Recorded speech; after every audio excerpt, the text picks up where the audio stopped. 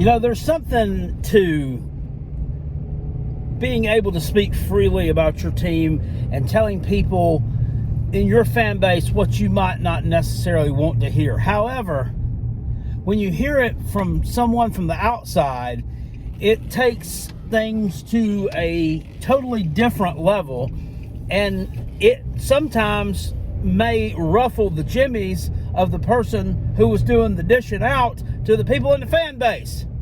What's up, gang? Lane Carolina Jackpot time coming at you. It is Tuesday evening. It also means it's August the 16th, or 12 days away from college football. Yeah, I know most of your teams aren't playing. That's not the real start of college football. Side note, yes, it is. I'm here for it, and I'm looking forward to it. Look, so today I was listening to and eagerly awaited the win totals over or under from the guys over at CBS Sports Cover 3 podcast. You know the types. I'm sure some of you folks listen to them. Chip Patterson, a North Carolina alum. Tom Fornelli, I don't know. This guy's a douche. I think he's an Illinois guy. Danny Cannell, who is a dime store ACC apologist. And then they'll have just a rotating, cast of idiots to come in and jack their jaws about college football, what they think they know ever so often. And they had one today. I have no clue who he was. But hopefully they don't ever bring him back again, because he didn't know what he was talking about. And I'll bear this out. I'll actually link that podcast down in the description box below if you guys have never listened to it. Go ahead and give it. It's a good listen. They're pretty educated on most things. So today they went over the win totals for the SEC East teams. On Monday, they went over the win totals for the SEC West teams. And they do it kind of a round-robin style. They'll go through all the teams, and each one of the four will tell you whether they're going over or under and why they're picking it that way. Sometimes they're all in unison. Sometimes they are all in kind of disagreement. Two will pick one way, two will pick the other. So today, all four of these individuals picked the Gamecocks to go under the win total of 6.5 games. I haven't given you my official prediction. I'm telling you guys, I'm going to do that video in the next few days. It's going to be a little bit different than what it has been in past years. I'm just going to go over the schedule, and I'll kind of talk about players and coaches and kind of mix it all in with me going through the schedule. I have tried. I have not had time to sit down and just break it out the way I normally have. There was one year that I did like 10 of these videos, 10 or 11 of them. Maybe even been more than that. That was like back in 2019. Just have not had the time this year, folks. It is what it is. I apologize, but I'm going to do my best to give you what I can as far as a preview. 6-6 seems a little bit. I don't want to say a slap in the face, and the way they described it, the way one of them described it, which I think that the douche Fornelli is actually the one who has the most football sense. That South Carolina has exceeded the Vegas win total the past 2 years. People say in 2021 it was 2. I think it was like 3.5. I don't think it was fucking 2. But they've exceeded the total each of the 2 years. The Beamer's been there, and that this could kind of be a reset year where things kind of come back to the norm. And I'm in agreement with that. You're not going to be over every single year, okay? As one Uncle Lou once said, they're not tearing down hotels in Las Vegas and leaving empty lots. They're tearing down hotels and building bigger hotels. Okay? They're going to get their money. I could see that that's possible.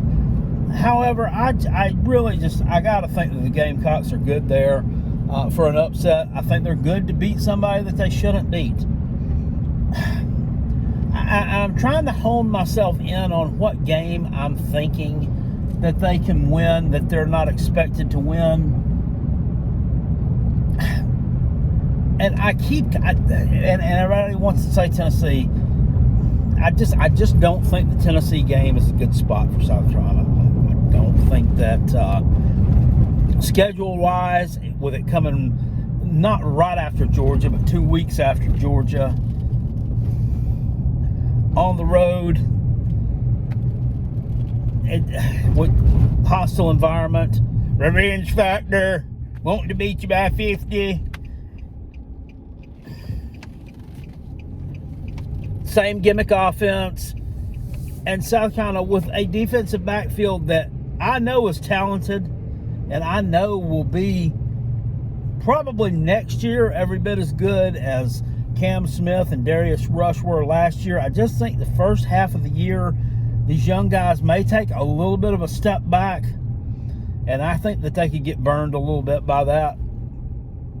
I'm looking at that road game at A&M as a spot where they could possibly get one where people don't expect them to. You know, what is A&M? I mean, why are we rating them so high? Why are we all of a sudden everyone is so high on them? They've got them ranked in both the coaches and the AP poll.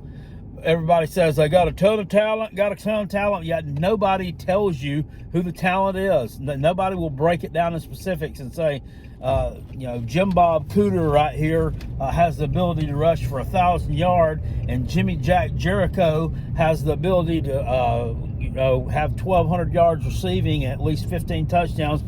Nobody knows anybody's name except for Connor Wegman. Nobody talks about them. So, Texas A&M fan, if there are any of you around on the channel right now, most of you were kind of in hiding last year for most of the season. So come on out and let me know who Texas A&M has. Who should we be worried about?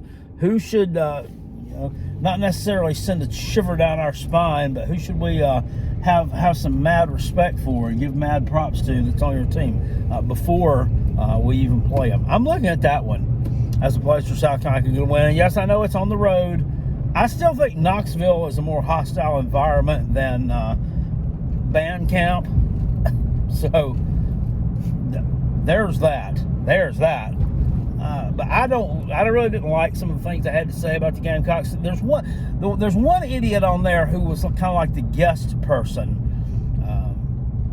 and he made some dumb statements like saying that the Missouri, these guys, that their defense, when they were talking about them, their defense was a sieve last year. It was just terrible. Buddy, their defense was ranked 29th last year. I don't think it was that bad. Their problem was they couldn't move the ball and they couldn't score. They had a terrible quarterback. It didn't matter against South Carolina because we played like a shitty mess. But largely, they couldn't move the ball, and their offense was the problem. It was not their defense. And then you got the other ones to chime in and talk about how bad their defense was until the third one finally came out and said, yeah, well, they only gave up 17 points here to Auburn, and then they gave up 20 points to Florida, and then they gave up 26 points to Georgia, and then kind of straightened the rest of them out. But got me a little bit pissed off. I gotta tell you, got me a little pissed off. Made a comment that, isn't Shane Beamer kind of supposed to be a culture guy? Isn't that his mantra? He's supposed to be a culture guy? Well, then what happened with the transfers in the offseason? Now, I really can't wrap my head around that. What happened with that? Look, dummy, it's 2023. Every team has players getting the damn transfer portal, you fucking morons. Every damn team is subject to attrition from the transfer portal. It's transfer portal. It's wanting to go somewhere else to get more playing time. It's wanting to go somewhere you think there's a more attractive option. Maybe a coach that you happen to like that recruited you somewhere else is now moved on to an assistant coaching role at some other school, and maybe you might want to go there. I don't know. Okay, I can't see that Southern Cal giving Marshawn Lloyd NIL money when he's been busted up his entire career.